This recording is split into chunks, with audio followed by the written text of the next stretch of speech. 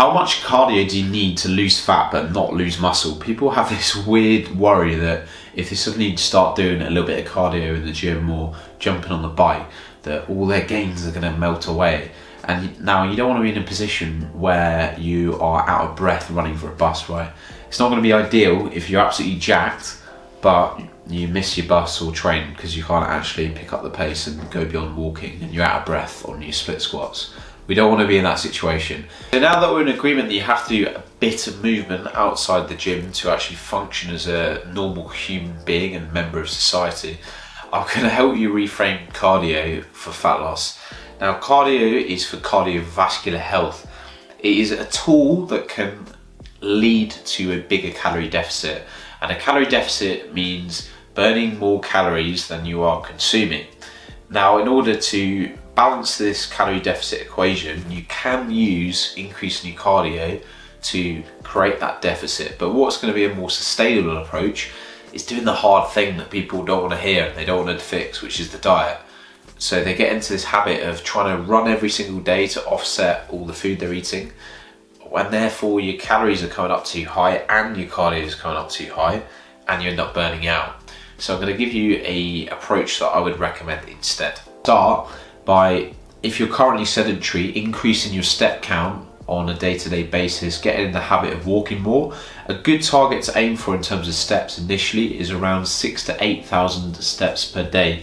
This is because when you look at the research, every 2,000 steps increment that we're increasing from 0, just sitting at your desk job and doing nothing, to 2,000 to 4,000 to 6,000 to 8,000, up to a certain point beyond around 17,000, there are increased health benefits of doing all of this in terms of reduced risk of cardiovascular disease, improved health in the long term, right?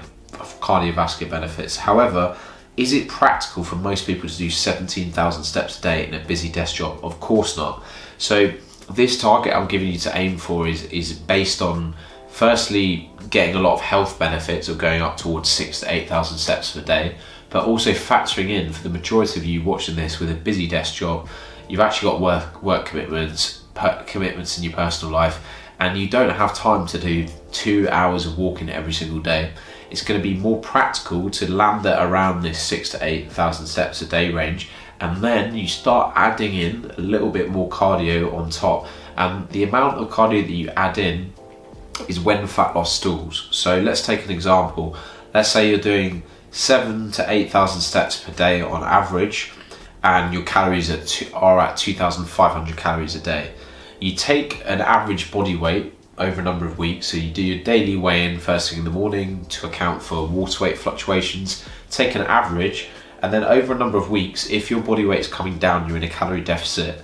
If your body weight on average is not coming down and it stalls for say 3 weeks, that is a sign that you're roughly at maintenance calories, which means that the number of calories that you are consuming is similar or very close to the number of calories that you're burning per day, at which point your options are, and this is where the question around cardio comes in, your question is adding cardio in, increasing activity, or decreasing calories further. Now, you're going to get to a point where one of them is a lesser evil. So I'll give you an example. If you are already doing 15,000 steps a day and 2 hours of cardio, is it feasible around your life to act and energy levels to actually increase activity further? Probably not. So in that scenario, you probably want to reduce your calorie intake by say 200 a day and then continue the fat loss phase that way.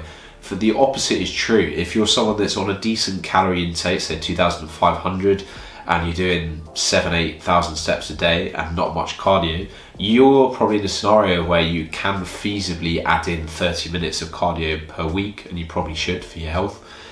That scenario where you basically have less room to drop calories and more time available to add cardio in is where I would add it in.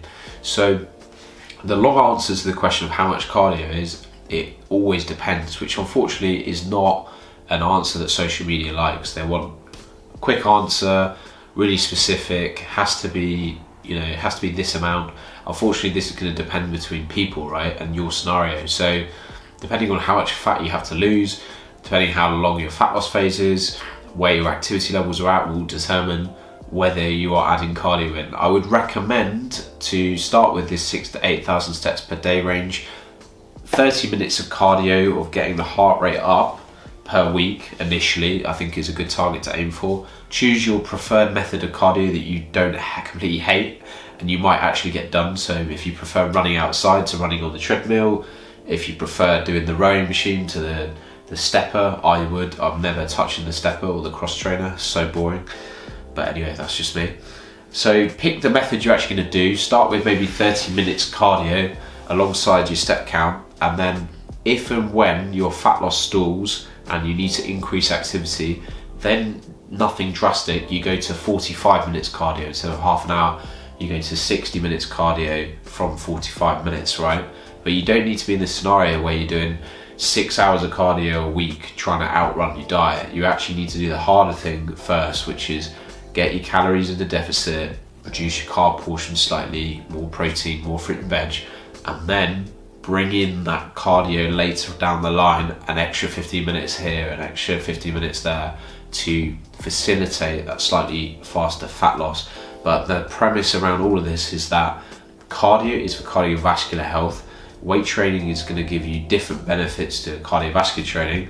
Ideally, you want a combination of both, but cardio is not primarily for fat loss. It is for so many other benefits, and you basically increase this towards the end of a fat loss phase to help speed it up a little bit. I hope you found that useful. Drop the video a like if you did, subscribe if you're new to the channel for more no-nonsense fitness tips. See you soon.